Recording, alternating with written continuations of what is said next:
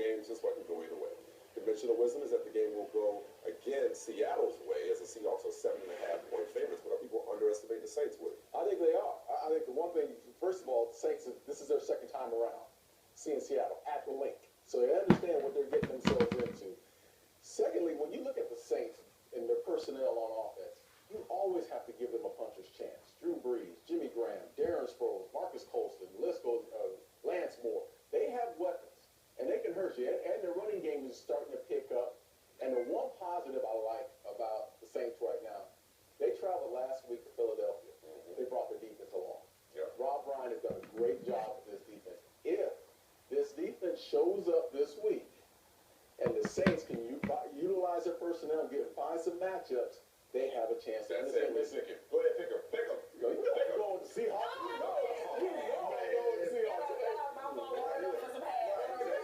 Swallow orange juice in the refrigerator. Pick him right there. The question was, they got a chance. They got a puncher's chance. Well, look, I can't think. I've tried, and everything you said is completely true.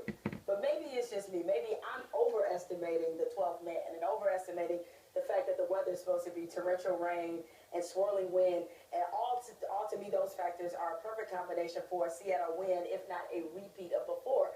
One thing that has bothered me all week is they changed the practice logo to Seattle's. We knew before in that first game in Seattle, they brought the special earplug.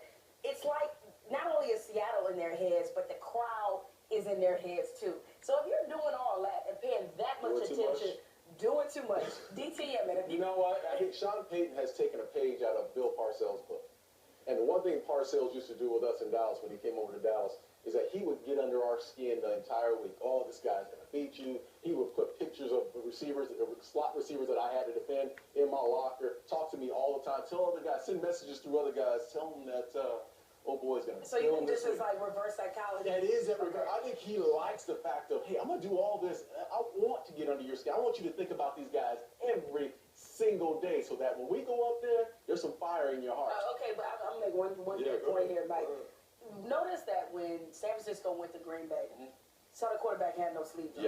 That was the message. The message was, I'm not worried about this cold. Jim Harbaugh, in fact, they start asking about questions about how cold it was going to be, and he just refused to answer them. Sean Payton is just paying too much attention to the crowd advantage, and I think that doesn't bode well for New Orleans.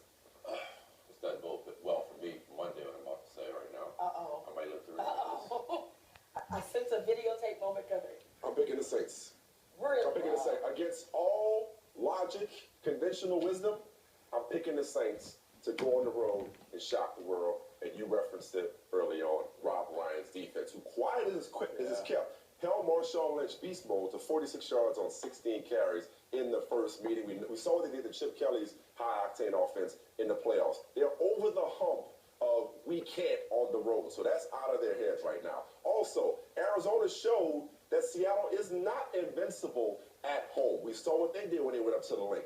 Last but not least, everybody's talking about the matchup between the Saints defense and the Saints offense and the Seahawks defense. And I don't think the Saints are going to have 188 yards and 12 first downs again. So Drew Brees will hold his own. Russell Wilson last 4 games, 57.8%, 171 yards, 4 touchdowns, 3 picks, 31.1 total QBR, been sacked at least 4 times in 3 straight games. I don't see Seattle's offense getting the best of Rob's defense. And that's a problem. That's the huge problem with Seattle. At this point in the season, you want to be heading upward. You don't want to be level and going down. Now, Mike, don't go off on me because I just want you to know this information was told to me by the producers. What's that? They said, thank you for finally making a pick. I'm just letting it be. Just the messenger? You don't, look, it ain't me. Take that up with them. You was at a family bar. I was chilling. Are we underestimating the Saints? The numbers say no, because in the last 2 seasons, the Saints are 2-8 when entering the game as the underdog, according to the goal sheet in Las Vegas. Let me tell you something. They win. Watch me on Monday. All right. Glad you were confident in that because I'm not so confident in this. The number to lose for the San Francisco.